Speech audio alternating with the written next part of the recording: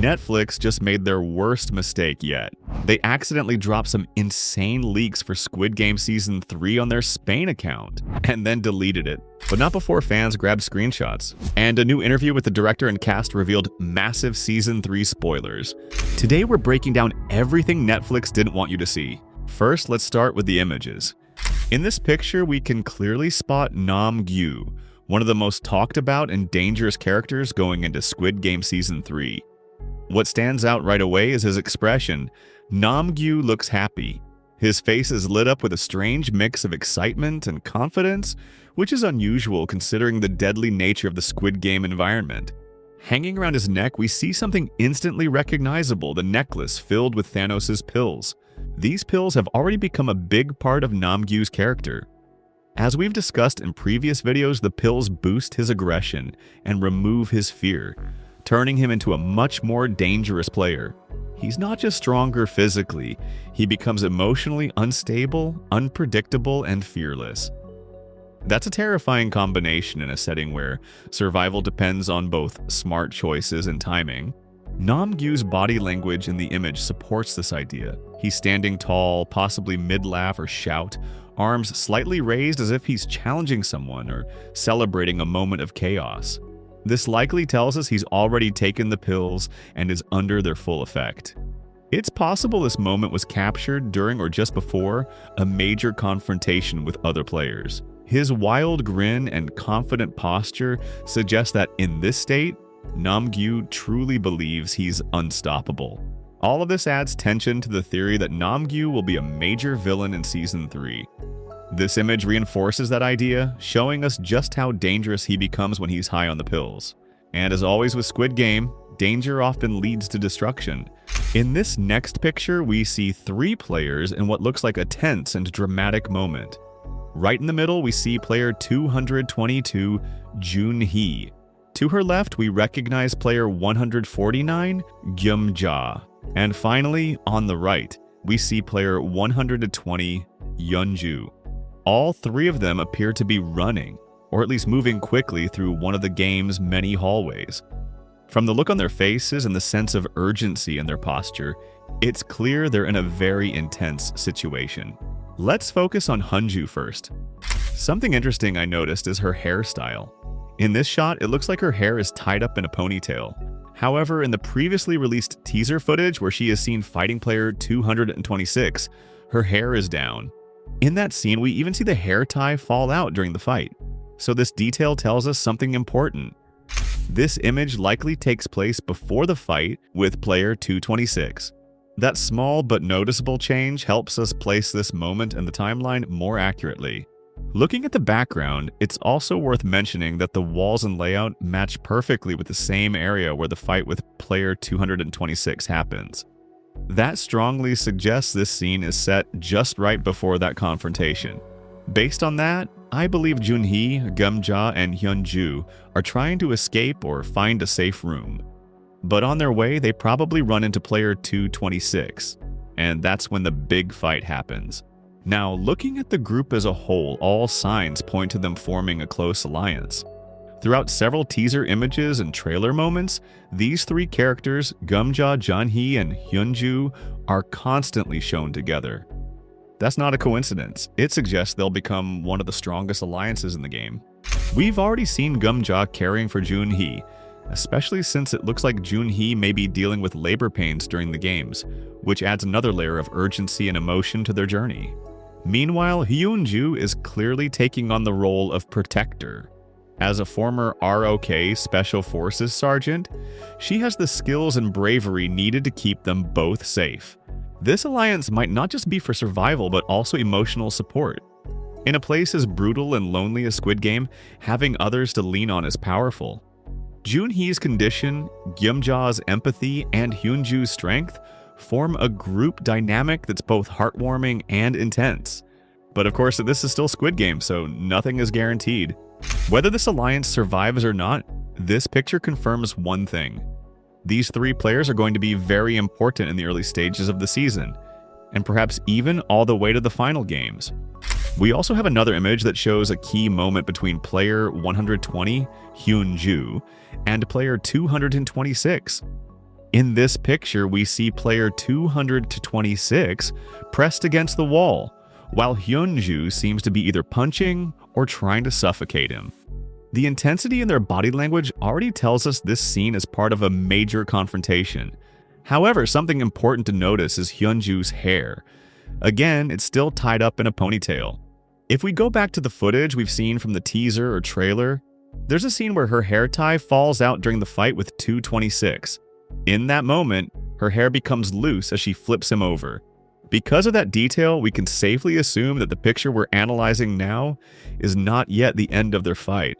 It seems to be right before the final moment, perhaps when things are just starting to get violent between them. This means we haven't yet reached the point where 226 possibly dies, if he does. The fact that both Hyunju and 226 are involved in such a dramatic and close-up fight scene shows that these two characters are likely to have significant screen time. Squid Game usually focuses more on key characters in moments of tension, so a fight like this means something important is happening. It could be a turning point in the story, or a major emotional moment for Hyunju especially. This fight between Hyunju and 226 looks like it will be intense, emotional, and central to the plot of Season 3. Not just for action, but likely for character development and alliances as well. In this next picture, we can clearly spot player 388, Daeho. His appearance in this frame is very telling. He looks extremely sweaty, visibly exhausted, and his facial expression shows a deep sense of fear and anxiety. It's the kind of expression that makes it seem like he either just escaped from a dangerous situation or came very close to being attacked. Judging by how frightened he looks, it's possible he just had an encounter with a red team player and either narrowly escaped or witnessed something traumatic. At first glance, some might think this picture could show Daeho after surviving the fourth game, but after looking closer, that doesn't seem to be the case. One big detail is that he's still wearing his protective vest, which players are only seen wearing during the fourth game, not after. If this image was taken after the game ended, Daeho would most likely have taken the vest off already. Another important clue is the setting around him. The background doesn't look like an enclosed or safe room. Instead, it appears to still be part of the maze structure we see used in the fourth game, the one known as knives and keys. The walls behind him are part of the same design, and based on the angle they're at, it actually looks like Daeho is heading down a staircase, still trying to move through the maze itself. All of these clues point to the idea that this moment takes place during the fourth game, not after. Daeho might still be trying to survive, hiding, or running from enemies. It's a tense image that adds a lot of suspense to his storyline, and it shows that even though he's not the strongest player, he's still managing to hang on, at least for now. This next picture is genuinely one of the most intriguing from the entire teaser leak. What we see here seems to be part of the structure for the fifth game, the jump rope game. Interestingly, in this picture we see the small horses or chess pieces that were used to symbolize which players were still active or had already fallen in the fifth game from Season 1, the glass bridge. Those same horse-like markers are used again here in this jump rope setting, and they might be giving us more information than expected. Each horse has a number that matches a specific player. These numbers are extremely helpful because they let us know who survives the brutal fourth game. From what's visible in the image, we can clearly confirm that player 124 made it through since their number is present. Player 125 is also alive, standing right next to another horse with their number. The same goes for player 336 and player 306. All four of these players now appear to be officially confirmed as survivors of the fourth game, thanks to this clever set detail. Now, here's where things get even more exciting. Just behind player 125's horse, there's another horse placed behind. It's blurred and partially blocked, but if you zoom in and look closely, you can faintly make out some of the digits. To me, the number looks like it starts with a 1, has a 2 in the middle, and ends with a 0. That looks an awful lot like 120, Hyunju's number. If that's correct, it's a major reveal, because it would confirm that Hyunju survived the intense fourth game and is moving on to the jump rope challenge. This would line up with what we've seen of her in other images and trailers, showing her strength, agility, and fighting skills. But of course, it's a little blurry, and we can't be 100% sure yet. So what do you think? Do you also see 120 there? Or could it be another number entirely?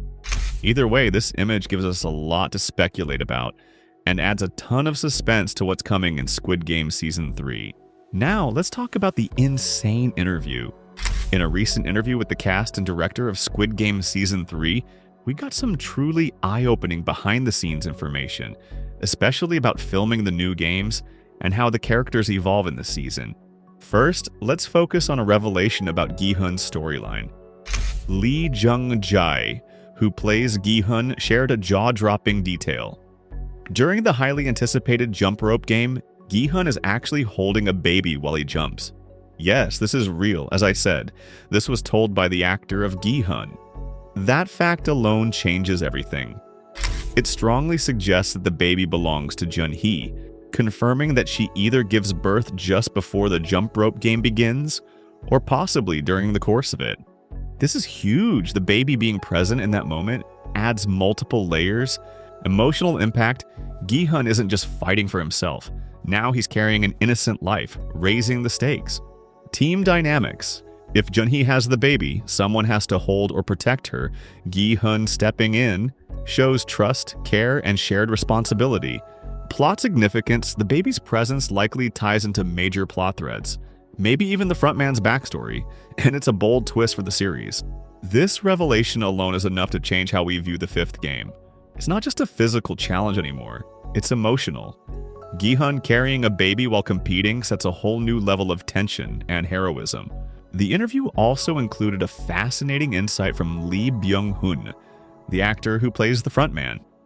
He shared that despite the frontman's evil actions and cold exterior, there's a small space of faith left inside him. That admission is so interesting because it suggests something deeper is happening under that mask. Redemption arc possibility? That faint spark of belief could become significant later. Could we see him turn against the system or struggle with his own conscience? Morality and darkness?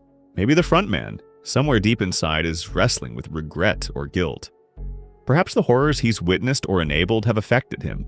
Potential endgame twist. Could he bring the games to a halt? Or will he break under the weight of his guilt? Lee Byung-hun even hinted at the possibility that he might stop the games, or even kill himself out of remorse. That single line from the actor opens up so many paths. It shakes up the image of the frontman as a one-dimensional villain. Instead, he becomes a character with doubt and depth. And that makes every interaction and plan in Season 3 feel layered and unpredictable. In summary, this interview dropped two gigantic spoilers. Gi-hun carrying a baby mid-game alters everything about the fifth challenge and adds explosive emotional stakes involving Jun-hee's newborn. The frontman's hidden faith suggests an internal conflict that could upend the entire game structure. These details add incredible richness and hint at deep character transformation. I can't wait to see how these threads unfold. Let me know what you think. What's the frontman's ultimate fate?